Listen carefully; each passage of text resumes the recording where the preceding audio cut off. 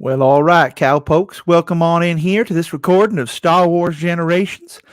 I done been, we were talking about accents earlier, and so I don't know why I got myself an accent on, but it's making my co hosts make all sorts of faces, so it's kind of funny if you ask me. Now, personally, I did have to judge Magic the Gathering Thunder Junction, and so we were all going for like the cowboy accent, but somehow it became a southern accent. And any actually southerners who are subscribed to my show are probably unsubscribing real fast, which I feel bad about because we're about to have ourselves a darn good tootin' discussion of Star Wars The Bad Batch Season 3, Episode 13.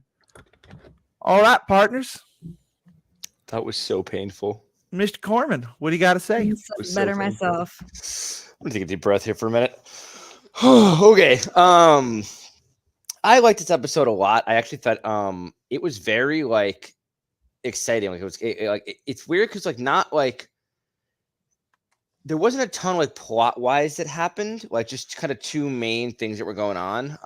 But like it just I felt like really excited and like the whole episode. And when it ended, I was like, wait. There's no way that was already like 20 minutes. Like that was so quick. And it felt very like classic Star Wars, and that we got to break into it. We got to break into a base. We got to steal some codes. We got to steal some coordinates. Like it kind of combines some of like the best moments of the Clone Wars and some reminiscent moments of like breaking into the Death Star. Like I haven't got taken to the Death Star, but like stealing things within the Death Star. But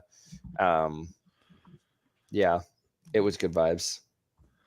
I had the same feeling of, wow, that was over quick. And I think in large part it's because there was a lot of this episode where there was no dialogue, where we were seeing people sneaking. We were seeing them kind of give hand signals to each other and things like that. And frankly, that's the kind of thing that can either make an episode feel very fast or very, very long. But they really did it right. Mm-hmm. Yeah. No, I liked this episode a lot. I feel like we covered a lot of ground. And Omega is just slaying. Like she is such a badass, let me say. If I were shorter, I would cosplay her. But a 5'10" Omega sounds terrifying. So but yeah, I really like this episode. Like you guys were saying, I was like, oh, it's like halfway over already. Like, where are we gonna go? And I just loved Rampart and his sass and the boys up to their bullshit. Echo also really got some awesome time this week. Yeah, that was really nice. And I have to say, Echo coming back, I don't want to jump into theory too quickly, but Echo being back makes me think it is less likely that Tech is coming back, which I am okay with. We might be at a point where we're just not going to tell us who the Shadow Trooper is. There's only 2 episodes left. I need to know. Like, I mean, if it's not Tech, or I don't think Tech's coming back either, but whoever it is. What, Aaron, you look confused. I thought there's 3 episodes left. Isn't it 16 episodes? 3 episodes left? No, it said the season finale should be in 2 weeks. I think it's only 2. Yeah, I think because I think there are 3 episodes left, but they're doing the last 2 the finale as one. As one. So it'll be like an hour-long finale kind of deal, or a 40-minute, whatever. Basically, yeah. I mean, like, I'm hoping that we get some answers. I'm not concerned. Like, we finally set it all up. But a lot has to happen to kind of tie up all the loose ends of the show in what's going to amount to be roughly an hour of screen time. So I'm just really hoping that like we pack a lot in there and it gets real juicy. I don't know.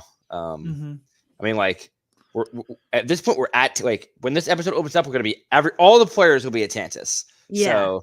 So shit's coming together. I guess this means we're not getting Ventress or anyone else coming back. It was just a one-off appearance. It would appear that way, but you never know.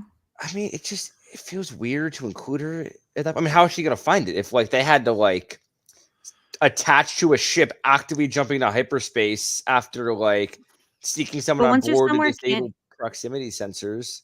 What was that? Can't they just like send her their location? Like the Khalid song, like pick us up. I don't know if they can transmit coordinates. Maybe they can. Maybe they call in for help from Rex and everybody. I think there's one other important idea, though. It's very possible that she's there involuntarily. She kind of exposed herself in order to come and be found by, in order to find the Bad Batch and all them. Mhm. I think the chance that some Inquisitors or someone else like that found her after that and, brought her to Tantus as well for some reason. Because I agree. I don't think it would feel like very weird to have her have one episode and that's it. Mm-hmm. Yeah. Like I honestly thought we were going to maybe get a whole flashback episode about her, but obviously that's not going to happen, and I'm okay with that. Although we might still in those last three. But I think either by her own choice or because someone brings her along, she's so connected. First of all, to Omega's now story of herself with the Force, but also to her own, explorations, and she has a real reason to hate the idea of the Empire and the Sith getting their hands on Force-sensitive children. And also, they specifically they put out there like into the world. The writers were like, we did the story from the book justice. Like we really did her story justice that way. And it's like we haven't seen any connection to the book really outside of her appearance. So like for them to make that kind of statement means they have to have something else in mind for her to reappear. Mm-hmm. Or like a future project, even maybe. Something. You're right. Exactly. Something. Yeah. Like it doesn't have to be here, but yeah. Right. Right. And I feel like we need one more episode to help transition her into whatever that future project's going to be. That Who would be knows? awesome. Maybe it'll be Rex, Ventress. We'll get a whole gang breaking into Tantus, and maybe Ventress will just be there, and we'll get a somehow Ventress returned line. You really never know. So here's a theory, because the Night Sisters are now popping up all over Star Wars. In their kind of other version, they were in the Ahsoka show, Far into the Future. Mm-hmm. We also know from in the Clone Wars that they existed long. They've been on not Dathomir. Dagobah, Dathomir. Thank you. I was going to say Dantooine, but no, they've been on Dathomir for generations. What if the Acolyte's a Night Sister, or is in some way connected to like female dark side Force user? Like the Night Sisters coming into her story in some way seems very possible.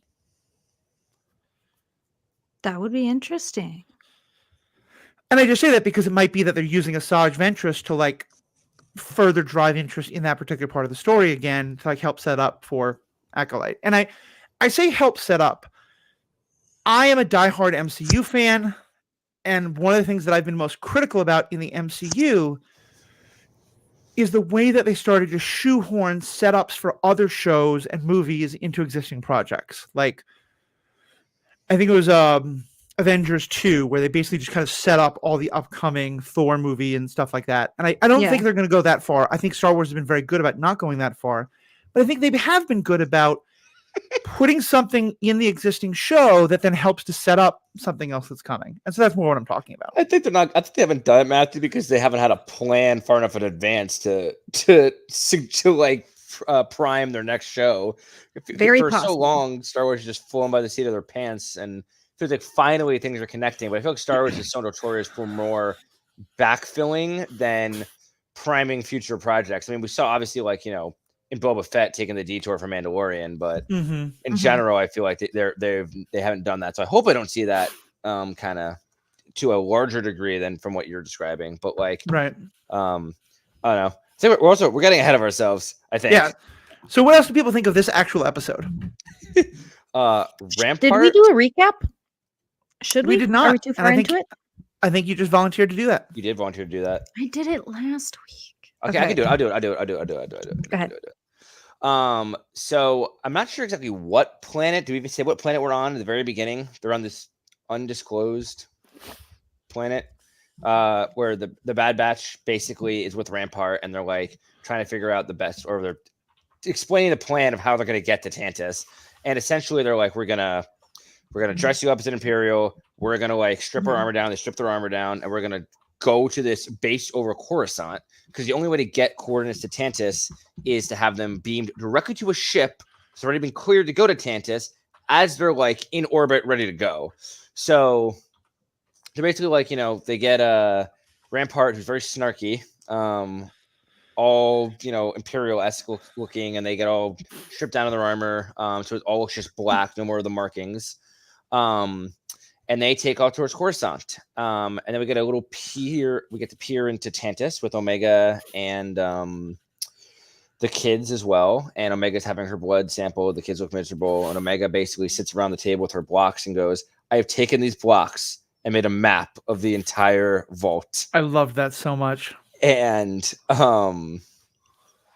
this is how we're gonna break out. She has like a little tool, and she's like, "I think like the droids are basically like sending our samples through these tubes in the walls, and like we're gonna use those to break out." And so she like has to sneakily open the panel with her little tool in the wall in her cell, and like determine whether like they can fit or how they're gonna escape.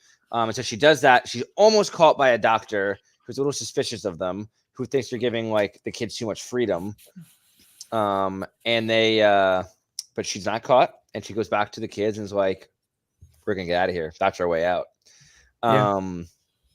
Back on the main base in Coruscant, they arrive, and immediately they're like questioning, like, "This show's not on my manifest." And Rampart's like, "How dare you fucking question me, sir? Like, don't you like you get back in line, Lieutenant." Yep. And he's like, "Oh, sorry, sir." And so they march on through. Wrecker has to stay behind and guard the ship. And so it's Crosshair. As we had kind of mentioned a little bit earlier, Echo is back with the crew as well. He's the one who has to like break in and try to steal the coordinates. And Hunter. They get all the way down to the talking their way through multiple sets of clones, down to the like I guess a control room. They have to stun a guard in there. And Echo can't actually steal the coordinates because they have to be like, again, beamed to the ship while in orbit. So they discover a ship that's going to be going to Tantus, a science ship. And Echo sneaks onto it alone by going through a little tube, a section of the astromechs and a mouse droid, and disables proximity sensors. So at the last possible second, Hunter, Rampart, who's still along for the ride, Wrecker, and Crosshair can literally at the last possible moment attach to the bottom of the ship and are whisked into hyperspace to go to Tantus. I skipped a few like of the tantalizing details. That's kind of the gist of it all. Yeah. Tantalizing. I like it. And I just wanted to say that Rampart being mad, he's like, "I can't wear that. That's a captain's uniform." And they're all like, "What?" He's like, "I was a vice admiral." And they're like, "Well, you've been demoted. Here you go." Literally. That made me laugh so hard because Rampart's like, you're literally an Imperial prisoner. He's basically complaining that he has like his old status is not being displayed on his fake uniform.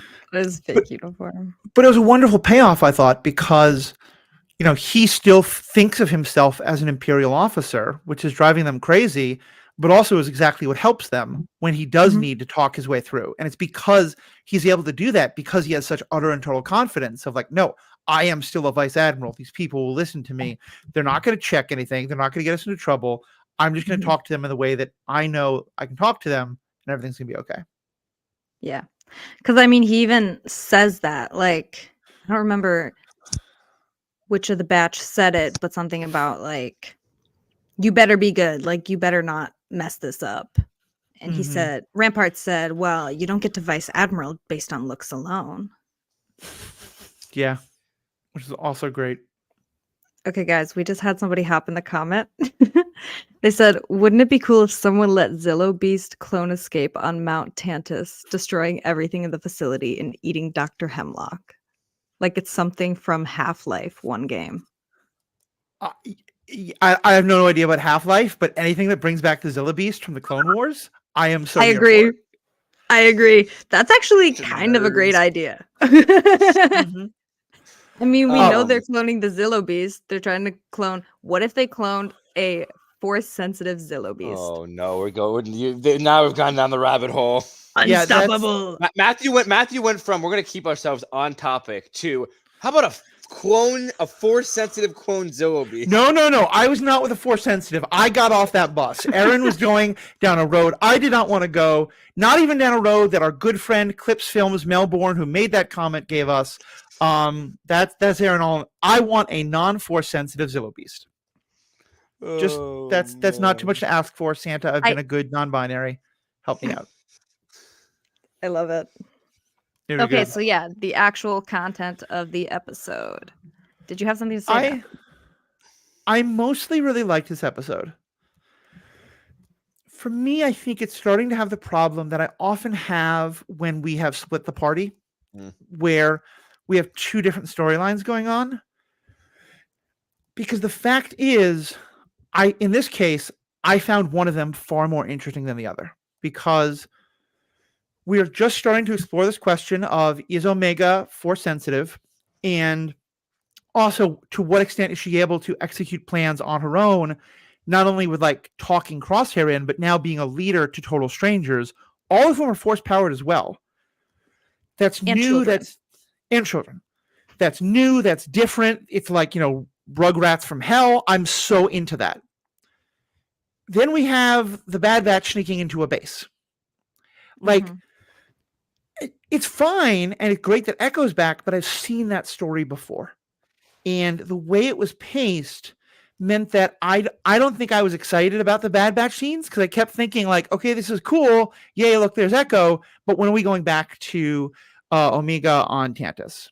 So that's kind of my thought on it. I liked both storylines. I just thought it was kind of unbalanced because one seemed so much more interesting than the other. But what did you guys think?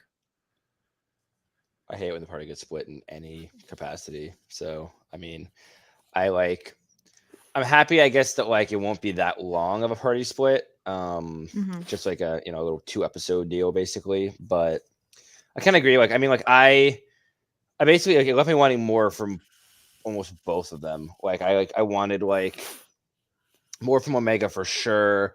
And like I could have even I would have even taken more. Like, I mean, we saw Echo get onto the ship. We didn't see like how the boys all ran back to their shuttle, and they got out. The shuttle took off so easily without anyone raising any alarms, Questioning like, any a thing. Yeah. And I was like, okay. So I feel like I could have gotten a little more detail there. It felt like because they had them split, and I get like you have to kind of split them for a little bit for this to kind of make sense, but I wanted more from like both, essentially. I agree. Yeah. I was honestly thrilled with our little clone sneak thing. I loved it. That's I fair. can't formulate a good sentence right now, but I loved it. It's like classic Clone Wars. The boys being boys. And it's just fun because it's like in the Clone Wars, clones are hiding from droids for the most part, or like separatist operatives. Right. But like Echo hiding from a clone commando, I was just like, oh, he's gonna get your ass, I just loved it. I loved seeing Echo, and I think oftentimes Echo is kind of like the forgotten stepchild. Like people talk about, Hunter is obviously daddy. He is the leader. Tech, our little computer boy. We got Wrecker, scary uncle. We got Crosshair, scary dad, part 2, I guess. I don't know. He's his own thing, as we know. But a lot of people are just like, oh, how is Echo different from Tech? People said that when Tech was around. Tech is gone, but I don't want to see Echo like replace Tech, which we haven't, which is good. I appreciate that. But I just love to see, it's like we don't get to see much of Echo in action, and he slayed that shit. Like, my guy was so sneaky. He was doing those barrel rolls. Like, he zoomed on up there right in time. Like, we forget that he was a clone commando. Like, he is that. He is him. Echo is him. Like, I just love to see my boy again.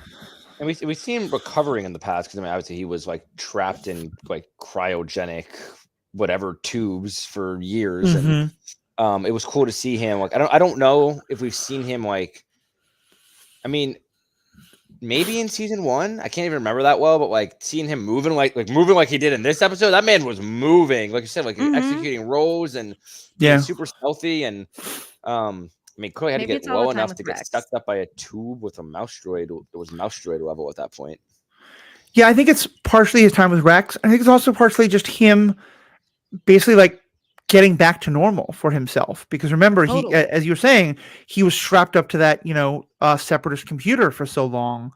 And like, he basically had to like reconnect with his own brain.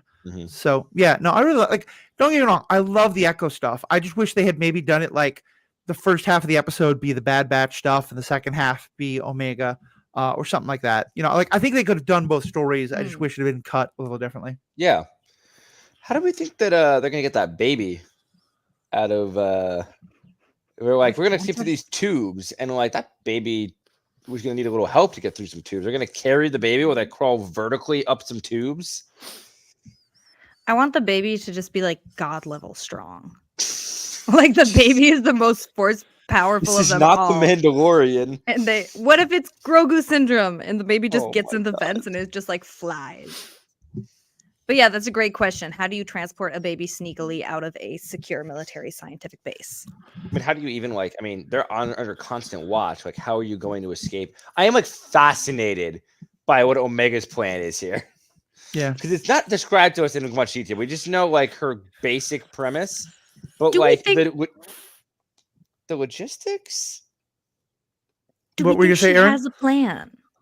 She seems like she has a plan. She made the map. I don't know that the Omega has a blocks. full plan. I think her plan is we'll get everyone together as a team and we'll all work together and we'll Care Bear stare with love and we'll just make it through. Like, the Care Bear stare is a joke, but like my point being that I think what she's learned from the Bad Batch is like, if you get everybody on the same page and get them Mhm. all to agree to work together, that's 90% of the planning. Mhm. You know, like I think she thinks like all these other brains together can come up with something. One thing I wanted to point out also that someone on Twitter pointed this out. I forget who it was, but I went back and looked, and it's so true. No, I'm sorry. Let me do it again. There were two things that I kind of got out of Twitter about this episode.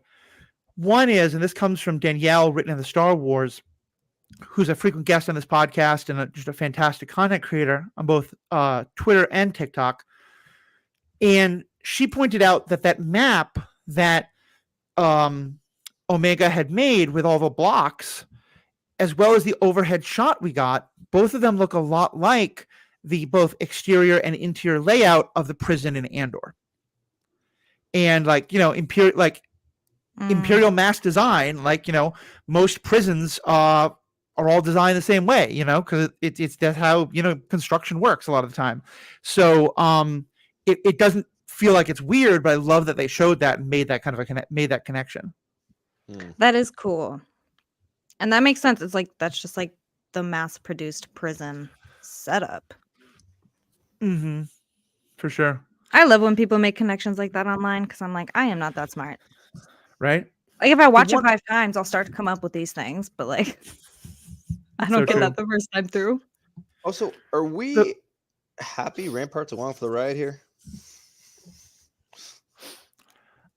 He's fine. He's funny to me. I won't lie to you. He's grown on me, like it's comedic relief almost. I am finding him enjoyable. I think he's a nice foil for them. I admit I don't remember exactly how bad whatever he did was, so I don't know like how much I should hate him. I mean, he's the one that like was trying to forcefully reprogram Crosshair. He was the one who was in charge of like offloading the Crosshair, like, clones. Hunt down the batch and all that. Yeah, he's the one Yeah. that like stepped in to murder the families in that Saw Gerrera was protecting. I still can't remember. He was supposed to head the destruction of Camino, but like was arrested before that, before they destroyed Tapoca City. Yeah, I don't remember what happened. Yeah, Well, no, actually, I- I do remember what happened because they were just like, we need to dip the fuck out of Camino. This project, it's a wrap. And he was the guy in charge, so you're taking the fall. He didn't even do anything. But they were just That's like, right. you're under That's arrest right. because this failed. here would be my thought on it. I don't mind him coming along. I don't want him to get to ride off into the sunset happily ever after. I think what will probably happen is the Crosshair will kill him. And I don't think they're going to make Crosshair a straight out murderer, or like, you helped us a lot, but you screwed me over earlier, so here's 2 shots to the head. Yeah. But I think at some point he will betray the Bad Batch. Like, he'll see a chance where he can help the Empire, or we can grab a gun and try to get away, and then Crosshair will be the one to take him down. And it'll be like this nice cathartic moment for him and for all of them, without it being like Crosshair's just going to double tap him. What if? Hear me out.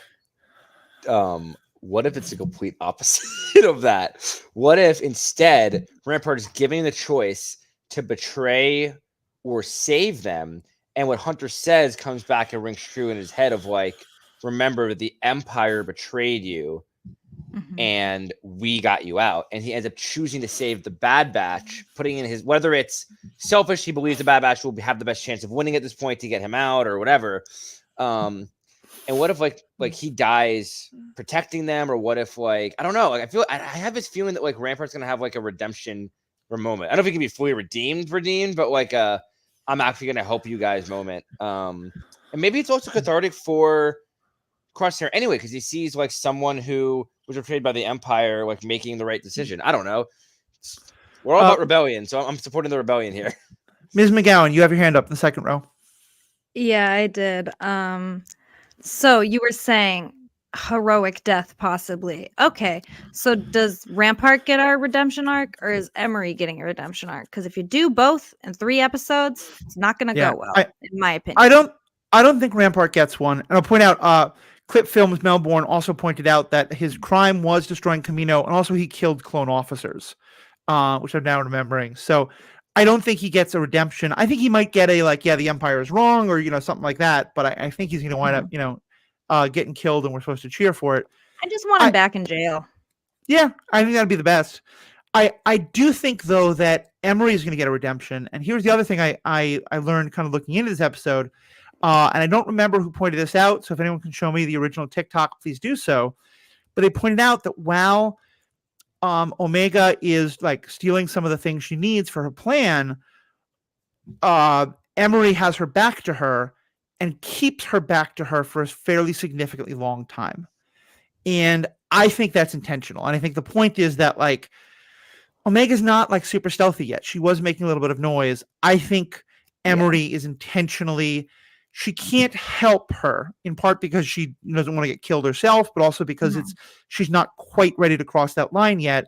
But I think she is fully aware that Omega is planning a escape, and she's basically doing what she can to facilitate it. Yeah. I noticed that too, that there was just like periods of her like turning away, or even, I may be wrong, but I thought it showed like up in the higher level where they're watching that she almost like blocked another scientist from looking out the window with her body. Why can't they both help?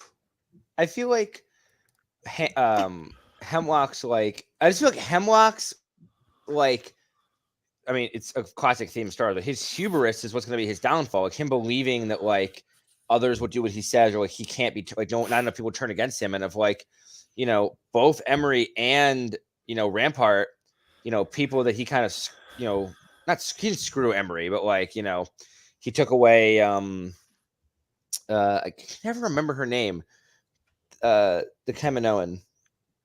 Nalase, thank you. I don't know, she took her away, and he obviously like there's some hand in probably on his part in getting Rampart arrested, and I don't know. I could see them both doing it. Maybe I just want Rampart to have a little heroic arc. He is kind of like a funny little goofy guy to have along the trip. Yeah, he's like a little goober now. He's just like mad at everything, and like he's like a baby throwing a fit. What has happened to my life? Like, how did I get here?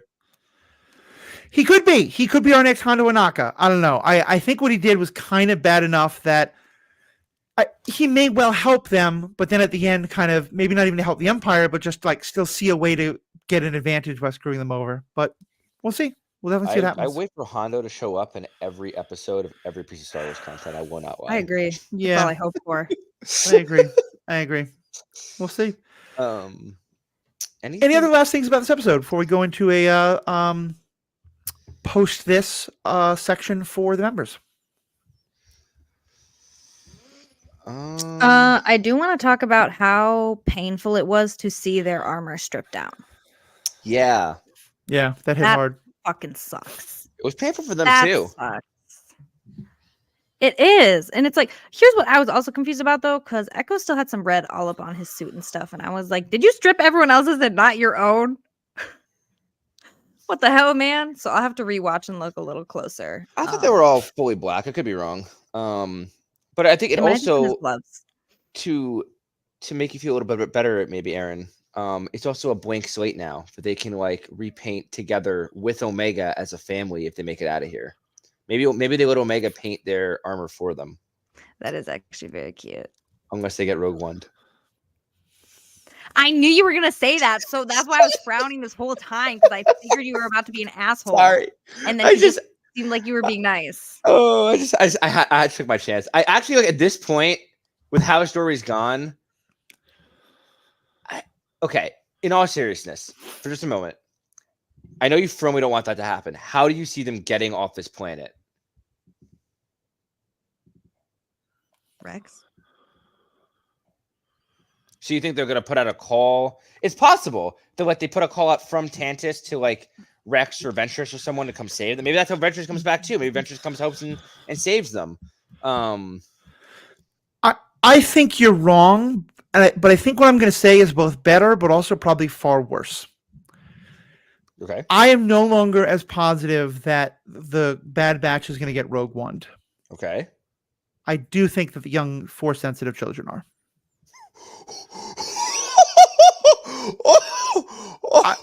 Thank you, Matthew. Erin hates you more than she hates me now. And maybe this is more my hoping because I on record, I won't give you all the whole rant, but every time you introduce a new character who should be significant in events that come later in the story, but isn't, you have to explain away why they aren't.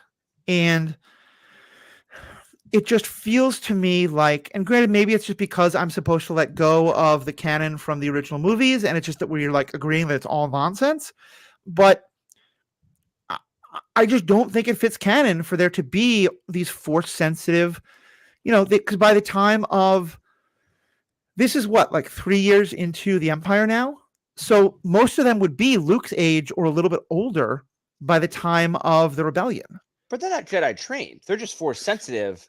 Some of them don't even know why they're there. I feel like it is totally plausible, for them to escape and then just be the clones drop the back off of their families and they go into hiding, or they're just never fully realized Jedi. Because there's plenty of, theoretically, at the time of Episode 4, there are probably throughout the galaxy hundreds, if not thousands, of Force sensitive individuals who might just not know they are, or just kind of hiding their ability, kind of that Earthbender hiding from the Fire Nation in Avatar. Right. I feel like I think that what you're saying makes sense for all the actual trained Jedi they bring into the world, but I think if they're just kids who are high midichlorian counts, there is a plausible way to write them out of the story in that they were sent back to their families and put into hiding or something. That's certainly possible. It feels like some of them have already, through the testing, been started to awaken to their latent Force powers, and also them just spending time with each other. I think it would. I think you're right. I think there's other ways they can write it out. Maybe the Inquisitors hunt them down later. Yeah, that's certainly possible. Can I be the bad guy now? Can I say something that's going to make everyone upset? Let's go, Erin. Yes, negative episode. I don't think it'll make me upset, but go for it. Okay, probably not. But have we all seen Guardians of the Galaxy 3? Yes. Yes. Force sensitive children. Bombs implanted in them. See what I'm saying you think here? there are bombs implanted in these children right now? Erin, how could you? Possible. How could you say something so? They're injecting and stealing shit from these kids. I'm makes totally sense. kidding. I love it. Yeah, no, I think it could be. I don't think they're going to do something. Rogue One, go ahead. I don't think they're going to do something that traumatic. Yeah, I was going to say that would be an adult being blown up with a micro bomb like we saw in Clone Wars is one thing. Having a bunch of children whose names that would be aggressive. Okay, not blown up, but in the movie they just die. They don't get blown up. But yes, I see what you're saying. I don't know. I don't think. Yeah.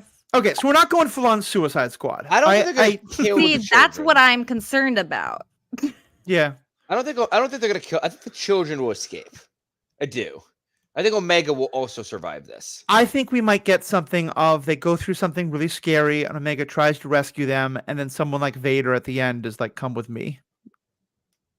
Bruh. Future Inquisitor children? Yeah. Shit. We don't know. Okay. We don't know where the ninth we don't know where all those Inquisitors come from. Tell me why. Vader is in everything, and should it theoretically be overdone? But tell me why I hear his name and just the prospect of his brief appearance gets me so excited. Right? Yeah. Even if he showed up for you said, literally for 1 minute on screen, we just hear the breathing and he's stands in the way and he's come with me. Mm-hmm. Yeah. Joy. Well, There are some Inquisitors whose faces we haven't seen. One of them could be Omega. Now that we've predicted all sorts of ways that we could be horribly traumatic to a children's show, let's wrap up. Oh man, Yeah, Um, that dark kind of quick. I don't we know what went happened there. off If- the deep end. I if love you it. feel like you haven't had quite enough reasons to send you to therapy in this episode, why not become a member and get even more? As I mentioned, we're going to do special episodes only for members. We just dropped our second one of those. What the hell book was it about? Oh, shut. This one was about the novel Outbound Flight, which is from the extended universe canon, but is very kind of significant. And obviously, like for people who love Thrawn and want to kind of think more about what does Timothy Zahn think about Thrawn, for people who are curious about this whole outbound flight idea, it's a really fun book. And AKA Ahab and I had a lot of fun discussing it. That's available for members. We do bonus content at the end of pretty much every episode. That's available only for members. And members get to know they're helping to support us. They're helping to help us keep the lights on, keep the equipment that we want, get better equipment. It's only $5 a month or $55 for a year. And you get all that. You get ad-free content also. And all of that is for both this podcast and Superhero Ethics. So thank you all so much for tuning in. On behalf of myself, Aaron, and Alex, we hope you're having a wonderful day. We've spoken. Stay classy, Corellia. I've escaped this mountain before. I'm doing it again, and I'm taking all of you with me. Yeah. I was really hoping for the lieutenant line. Oh shit! Yeah, Dude, that I went went to for end the cool member rather content. than funny. Don't say Also, it, Alex. Don't Matthew, say it. you look quite good. Your hair is beautiful. Thank It's you. giving Thank you very dapper. much. You're welcome. I want to say that you noticed about 9 hours earlier than my wife did. It took her a day and a half to notice. I'm I very will bad say at I noticing noticed hair, it. too. I noticed it a while ago, right after we started the episode, but I didn't want to interrupt. That's fine. Also, But check out yikes. Matching nails. Very Nice, nice. Bit of a nice, sparkle. nice. Little sparkle.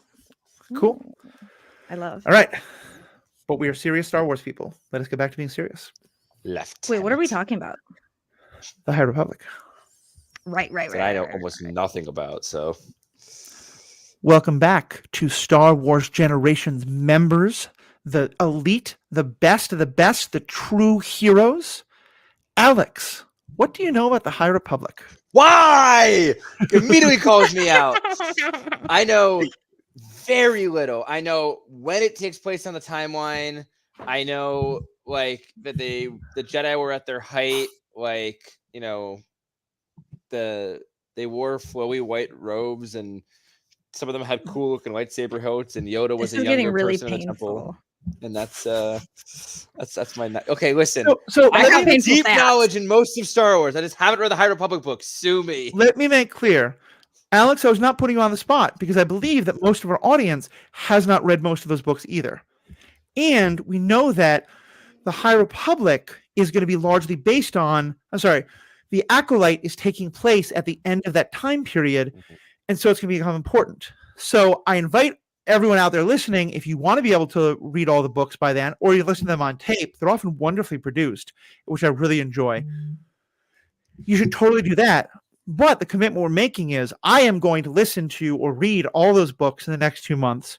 And we're both going to do bonus member month-to-month content on 2 of those books. The first one being Light of the Jedi, which will come out early next month. But also, as regular episodes, we're going to do like one episode that's just kind of reviewing phase 1, reviewing phase 2, reviewing phase 3. Just kind of get us all kind of up to speed on what is it that happened so we understand what the Acolyte is, what is the world of the Acolyte. Matthew, if our listeners wanted to dive in, or I wanted to dive into the High Republic, what book do we start with? Light of the Jedi. Okay. And that's the one we'll be talking about in May. It's a And great so read. Aaron, let me just ask this. How would you describe the Jedi of the High Republic era? Just different. There's more variety. Like some of them are very uppity, but overall there's this understood thing of like Jedi fuck. Like when they're kids, not kids, but like when they're young adults growing up together. It's like the idea of like messing around and like, you know, having little bits of attachment is like acceptable. It's fine. And then you grow out of it. And Yeah. like it said that kind of like if two masters notice their apprentices are too close, they'll like one of them will be sent off to a faraway place for many months, and then the two will meet again in a couple years, and like they'll be different people by then. Yeah. One of And them so basically explicitly is a fuckboy. And he like seduces a reporter and is like, and she's like, I thought you can't have attachments. And he's like, nah, babe, I'm not attached to you. This was just fun, you know? Like, it's kind of hilarious how he does it. I forgot Except about of- that. Except, of course, that he's totally the like, no, I'm just gonna have a one night stand with her. Oh my God, you're amazing. Can I drink your bathwater now? Like, he becomes totally obsessed with her, as he does with everybody. So, Yep. but yeah, And then she but- turns him down. It's funny. yeah. But okay, but yeah, I think that's a really good way of starting, though. That's the kind of the most obvious. But I think in general, this is a period where I think if the Clone Wars era Jedi are really focused on the letter of the law, these folks are much more about the spirit of the law. And it's much less about like, here's this iron line in the sand, have you crossed it? And much more about like, where are you in terms of like the dark side and attachment, and how can we help you? And not looking at like this particular act is the problem, but what's in your heart, what's in your mind. With no knowledge of the High and Republic, that was one of the craziest introductions to what the vibe is that I have ever possibly could have imagined. I kind of wanted to shock you, you know, just give you I a mean, real that insight. you succeeded in shocking me, and I want to know when that vibe changed. I mean, sure, slowly over time, but like, I wonder if there's like an event that changes it. I mean, If I may. go ahead. I mean, event, I don't know, but I was going to change the subject. So if you had something to say about that. I was just gonna say, I do think that some of the issues that the Jedi, because I think the other important thing to know about this time period is that it's also when the Jedi are first starting to step back from politics. We have a new chancellor for at least the first couple of books, who is one of the first non-Jedi chancellors that the galaxy has had in quite some time. And so a lot of this is about the Jedi kind of adjusting to a new role and trying to figure out how do they fit into all this. And a lot of problems happen. And I think some of the problems, I get the sense that kind of in the same way that like, you know, there was a lot of sex negativity in the time after HIV/AIDS. You know, there's a huge amount of like sex positivity and like a lot more like, you know, people being open to all kinds of like more casual things with good and bad results. And I think HIV/AIDS being one of the things that like a lot of people kind of were like, oh wait, this is a lot scary. And you know, the pendulum swings one way or the other. I just opened a can of worms that is so much like basically Reagan fucked everybody over. Like, Okay. let's not even go over into that. Sorry, I'm totally isolating you guys. I'm gonna cut all that out. Let me start that again. Yeah, finishing. Okay. And so I think that what we're seeing in these books is some of the problems, but also I bet that the Acolyte is going to get into more of the problems that get to the point where people like Mace and Yoda have to be like, whoa, you know, they were way too loosey-goosey about stuff. We have to be a lot stricter. Mm-hmm. Yeah, I'll be interested if they show us that shift, or if it's like the kind of thing that's just kind of lost through time or like through experience. Like Jedi get sick of getting their feelings hurt, and so they tell their apprentices, you know, like really don't have attachments. Really, this is not okay. You know, it could be a million different things. But another thing, other than the shocking, obvious difference in the Jedi, they have these like a subreddit of Jedi, we're gonna call it, called like the Way Seekers. And so basically it's like they're Jedi who are like, I do not feel that I am able to serve the order in a productive way, the way that I am. Like, I don't know who I am. I don't know what the Force means to me. I don't know what I'm meant to do with the Force. Like, it's speaking to me, but I don't understand it. Like, I need time to myself. And they just dip off and do their own stuff for months, years, however long. And then they come back, maybe they don't, but they come back and then they teach other people. From the Church of the Force, is that like Shinwit type deal, or is that, or Maz Kanata kind of brought up? No, because it's not, they're still Force users. They're people who are raised and trained as Jedi. Okay. I think a better way to think of it is, and I think this is, again, a point that's made really well, is it used to be that people would be like, look, if you're not down with the Jedi themselves, go off and find yourself and do your own thing, but you're still a Jedi, we're always going to love you. Yes, and whereas now it's like, oh, you're starting to question things? GTFO. And they brag so much about like only 13 people have ever left the Order, and I think the High Republic kind of makes me roll my eyes a bit about that. I'd be like, no, it's because like no matter, a lot of people left, but you're like, no, they're still my bro. They're still a Jedi. They're off doing their own thing, which I think is a much healthier way of thinking about it. Mhm.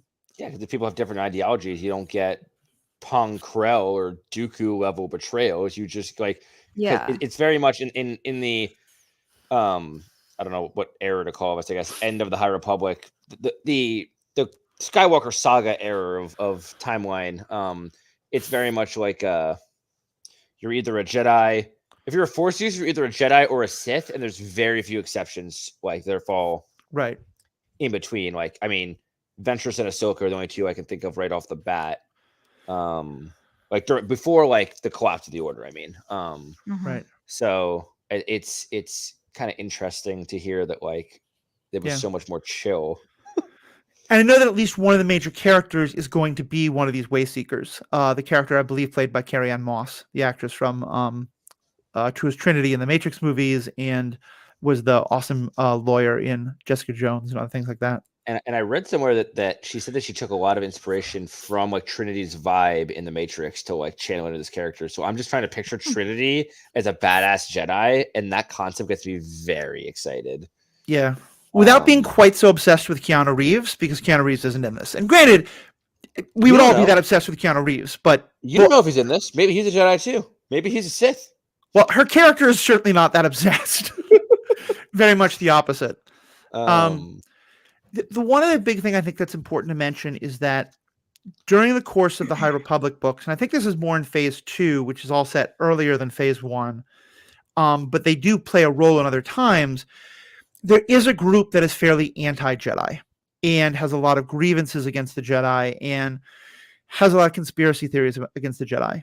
And I think in many ways you can compare them to the group in Legend of Korra as part of the Avatar series that is very against the Benders. And both in that, like, I have the same critique about the books as I do about that show, where I felt like these people actually have some really legitimate points, and I wish the authors were a little more willing to make room for those points instead of just showing that they're all being controlled by evil conspiratorial hypocrites. Wait, who are you talking about? Have you read Phase 2?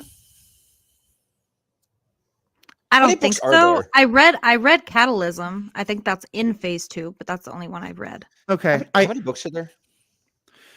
So many.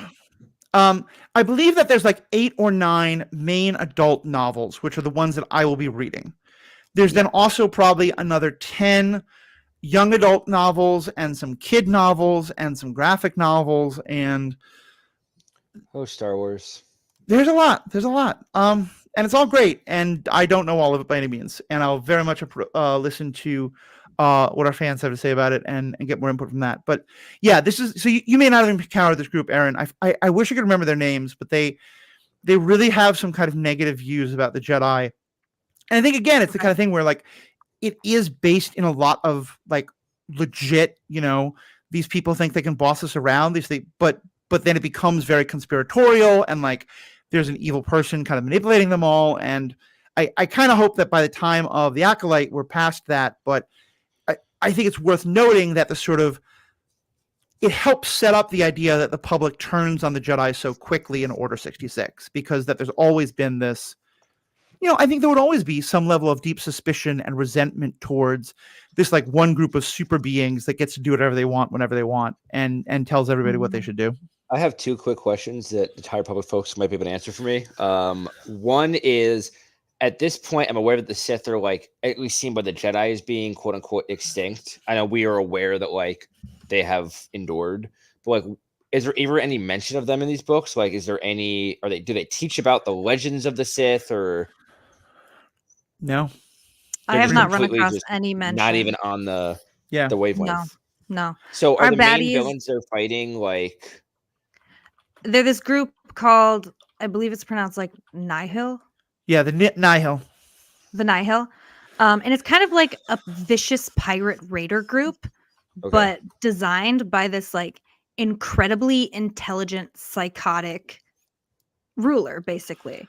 Okay. And Right. he has like these it's interesting because it's arranged in like the idea of weather almost. So like there's a storm, which is like it's a group. Every storm has their cloud, that's the leader, and then there's like all these like levels to it, and every level has a different right, and it's just so interesting. And basically they are able to use hyperspace against their enemies because they have this super secret thing that from like one of the people who designed and created hyperspace.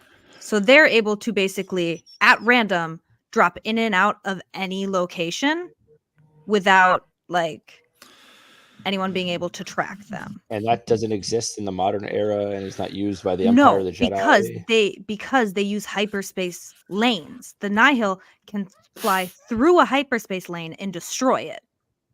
It gets into a lot of the metaphysics of hyperspace, and it's very hard. But I think we'll probably go into a lot more detail of it in Light of the Jedi, and fair. It is kind of cool because it's setting up that like this is how a lot of modern hyperspace was created. That's fascinating to me, which is great. It's also when Bacta is first discovered, which is kind of cool. Interesting. Okay, I know we've gone for a while here, but I have one more very quick question. I was aware that like the Jedi had their Chancellor, like there was a Jedi as a Chancellor forever, and that like I knew that like this was the first time that like that changed. Did they give a reason why that changed? Is it seen as like a positive thing? I mean, it's interesting because if you were to tell me, like, you know, if you think about it, like in modern terms, the Jedi being guardians of the galaxy and also like being the Chancellor, like that feels like a conflict of interest. And like, I am the Senate, but in reverse. Like, I don't know. Like, what was the vibe? Why did that happen? I don't know yet. And I think as we discover more of the books, we'll probably know more about it. That's just interesting. Yeah, I don't know. So wait, Matthew, this new Chancellor you're talking about, is that in phase 1 or phase 2? I believe that's in phase.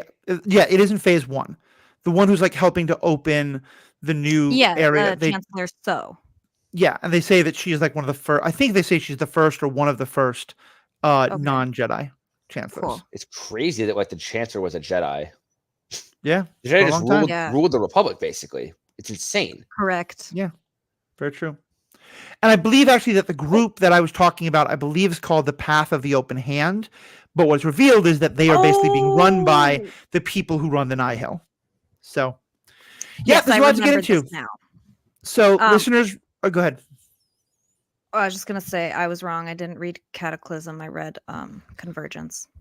Yeah, so, I get Light of the Hand. I remember what you're talking about now. Yep. So, anyways, thanks for hanging out, guys. Yeah, thanks so much. We have spoken. Stay classy, Corellia.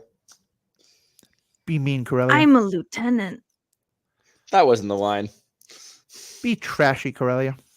Oh. Yeah, Corellia's a trash heap. It's fair.